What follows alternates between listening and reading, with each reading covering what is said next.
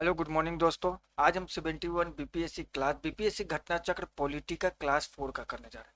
Class 3 तक का आपका वीडियो अपलोड कर दिया गया है जो कि प्लेलिस्ट बना हुआ है, आप वहां से देख सकते हैं। और आने वाले समय में टेस्ट सीरीज और करंट अफेयर्स का भी क्लास होगा। तो चलिए देखते हैं आज का क्लास। मूल अधिकार से उससे रिलेटेड आपका क्वेश्चन करा दिया गया था, question with answer. Question number 1, भारतीय संविधान में किस अनुच्छेद के अंतर्गत नागरिकों को मौलिक अधिकार प्रदान किए गए हैं? तो 12 से 35, पहला का बी हो जाएगा। भारतीय संविधान के भाग 3 में अनुच्छेद 12 से 35 तक मौलिक अधिकारों का वर्णन किया गया। वर्तमान में कुल 6 मौलिक अधिकार प्रदान किए गए हैं। क्वेश्चन नंबर 2, संवैधानिक उपचार का अधिकार किसके अंतर्गत आता है? तो दूसरा का ई हो जाएगा। संवैधानिक उपचार का अधिकार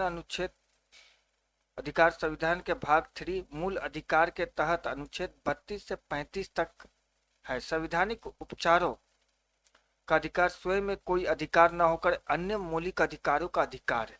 इसके अंतर्गत व्यक्ति मौलिक अधिकारों के हनन की अवस्था में न्यायालय की शरण ले सकता है। अंततः संवैधानिक उपचारों का अधिकार निम्न तहत आता है: मौलिक अधिकार, कानूनी अधिकार, संवैधानिक अधिकार। मतलब मौलिक अधिकार, संवैधानिक अधिकार, कानूनी अधिकार तीनों आता है इसमें। क्वेश्चन नंबर 3, किसी व्यक्ति की अवैध हिरासत के खिलाफ निम्नलिखित में से कौन सी रीट लागू होती है? तो तीसरा के बंदी प्रतीक्षीकरण। बंदी प्रतीक्षीकरण याचिका के मामले में सर्वोच्च न्यायालय के पास संविधान के अनुच्छेद 32 के तहत रीट जारी करने का अधिकार होता है। यह उस व्यक्ति के संबंध में न्यायालय द्वारा जारी आदेश होता है जिसे दूसरे द्वारा हिरासत में रखा गया है। यह किसी व्यक्ति को जबरन हिरासत में रखने के विरुद्ध होता है। क्वेश्चन नंबर 4, भारतीय संविधान द्वारा प्रदत्त निम्न में से कौन सा अधिकार गैर नागरिकों को भी उपलब्ध है? तो संवैधानिक निराकरण का अधिकार। भारतीय संविधान द्वारा प्रदत्त निम्न में से कौन सा अधिकार गैर नागरिकों को भी उपलब्ध है? तो चौथा का डी हो जाएगा, संवैधानिक निराकरण का अधिकार। भारतीय संविधान द्वारा प्रदत्त संवैधानिक निराकरण या संवैधानिक उपचारों का अधिकार अनुच्छेद 32 गैर नागरिकों को प्राप्त मूल अधिकारों के संदर्भ में उन्हें उपलब्ध है। ज्ञातव्य है कि संविधान के अनुच्छेद 300 क के तहत संपत्ति का अधिकार विधि के प्राधिकार के बिना व्यक्ति को संपत्ति से वंचित न किया जाना यद्यपि गैर नागरिकों को भी प्राप्त है। तथापि इसमें संपत्ति अर्जित करने का अधिकार, राइट टू एक्वायर प्रॉपर्टी, जो कि मूल संविधान में अनुच्छेद 19(1) च के तहत नागरिकों को प्राप्त था, शामिल नहीं है। वस्तुतः संपत्ति अर्जित करने का अधिकार अब संविधान प्रदत्त अधिकार नहीं है। क्वेश्चन नंबर 5, उन मौलिक अधिकारों का चयन करें जो भारतीय नागरिकों को प्राप्त है परंतु गैर नागरिकों को नहीं। पांचवा का ए, पहला और तीसरा, भाषण एवं अभिव्यक्ति की स्वतंत्रता, अल्पसंख्यकों के अधिकार, पहला और तीसरा, ये किसको भारतीय जो भारतीय नागरिकों को प्राप्त है लेकिन गैर नागरिकों को नहीं, लेकिन कानून के समझ समानता दोनों को प्राप्त है। क्वेश्चन नंबर 6, निम्नलिखित में से कौन सा मूल अधिकार भारतीय संविधान में नागरिकों को नहीं दिया गया है? तो संपत्ति का अधिकार भारतीय संविधान में नागरिकों को नहीं दिया गया। संविधान के 44वें संशोधन अधिनियम 1978 20/6/1979 से प्रभावी है द्वारा संपत्ति के मूल अधिकार का लोप किया गया तथा इसे विधिक या कानूनी अधिकार का दर्जा दिया गया है। तत्समय मोरारजी देसाई जनता पार्टी शासन में प्रधानमंत्री थे। क्वेश्चन नंबर 7, मौलिक अधिकारों की सूची में से संपत्ति का अधिकार किसके शासन काल में निकाल दिया गया था? तो मोरारजी देसाई के शासन काल में निकाल दिया गया था, सातवां का डी। क्वेश्चन नंबर 8, उच्चतम न्यायालय की व्यवस्था अनुसार निजी भवनों के ऊपर राष्ट्रीय झंडे को फहराना के तहत हर नागरिकों का मौलिक अधिकार है, किसके तहत? 19(1) ए के तहत। संविधान के अनुच्छेद 19(1) के तहत उच्चतम न्यायालय की व्यवस्था के अनुसार निजी भवनों के ऊपर राष्ट्रीय झंडों को फहराना के तहत हर नागरिकों के मौलिक अधिकार है, आठवां का बी हो जाएगा।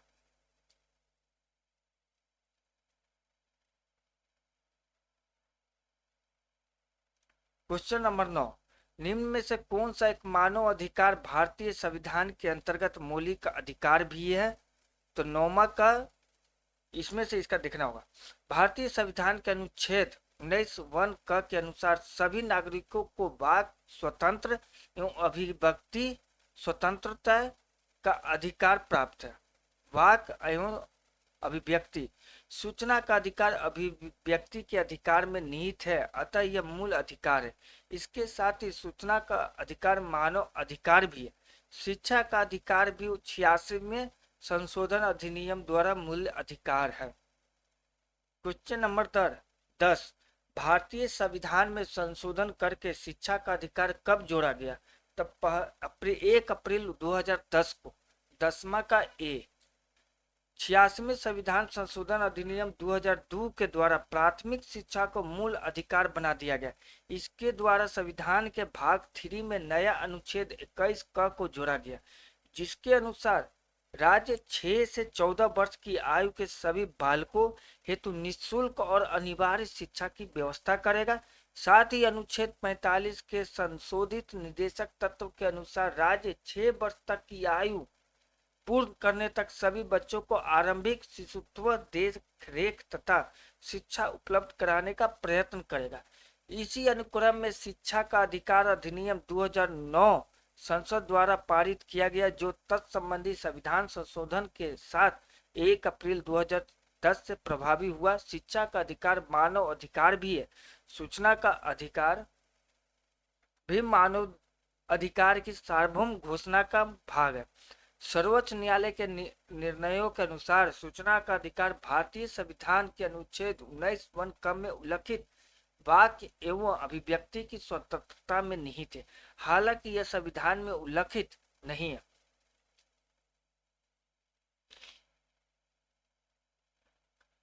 क्वेश्चन नंबर 11, भारतीय संविधान में संशोधन करके शिक्षा का अधिकार कब जोड़ा गया? तो 1 अप्रैल 2010 को जोड़ा गया। 11 का ए। क्वेश्चन नंबर 12, मौलिक अधिकारों की मूल सूची में निम्नलिखित में से किससे जोड़ा गया? तो 12 का डी, निःशुल्क एवं अनिवार्य शिक्षा का अधिकार जोड़ा गया। 12 का डी। क्वेश्चन नंबर 13, निम्न में से कौन सा एक मानव अधिकार भारतीय संविधान के अंतर्गत मौलिक अधिकार भी है? तो 13 का सी, शिक्षा का अधिकार मौलिक अधिकार भी है और मानव अधिकार भी है। क्वेश्चन नंबर 14, भारत के संविधान का निम्नलिखित में से कौन सा अनुच्छेद प्रेस की स्वतंत्रता से संबंधित है? तो अनुच्छेद 19, 14 का ए।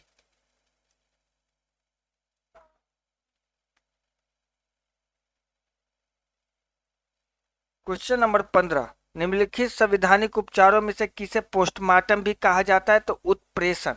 15 का सी, डॉक्टर भीमराव अंबेडकर ने संवैधानिक उपचारों का अधिकार अनुच्छेद 32 को संविधान की आत्मा और हृदय का है। संवैधानिक उपचारों के अधिकार में अधिकार परीक्षा को संवैधानिक उपचारों का पोस्टमार्टम भी कहा गया। यह एक कार्रवाई है जिसके द्वारा न्यायालय लोक पद पर किसी व्यक्ति के दावे की वैधता की जांच करता है। इसे अतिरिक्त उत्प्रेषण को भी पोस्टमार्टम रीट कहा जाता है, क्योंकि इसमें निर्णीत न्यायिक कार्रवाइयों की जांच की जाती है। पोस्टमार्टम भी एक कार्रवाई है जिसमें मृत व्यक्ति को मरने के दावे की वैधता की जांच की जाती है। आयोग ने भी अंतिम उत्तर कुंजी में विकल्प सी को सही माना है।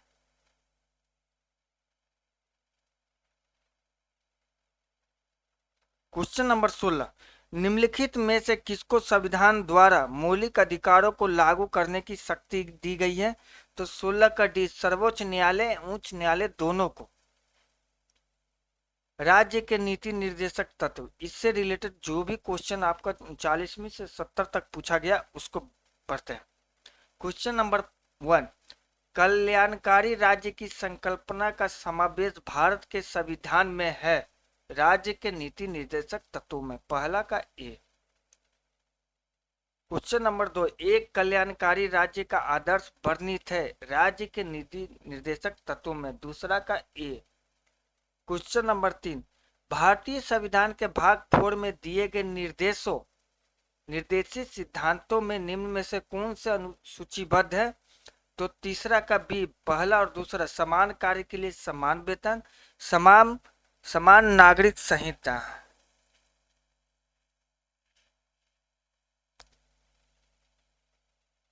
भारतीय संविधान के भाग 4 में दिए गए निर्देशित सिद्धांतों में अनुच्छेद घ पुरुषों और स्त्रियों दोनों को समान कार्य के लिए समान वेतन, अनुच्छेद 44 में नागरिकों के लिए समान नागरिक संहिता सूचीबद्ध है, जबकि अनुच्छेद 350 का प्राथमिक स्तर पर मातृभाषा में शिक्षा देने का विशेष निर्देश देता है। हालांकि यह भाग 4 में उल्लेखित नहीं है। इसका प्रभाव भी निर्देशित तत्व जैसा ही है और यह राज्य पर बाध्यकारी नहीं है।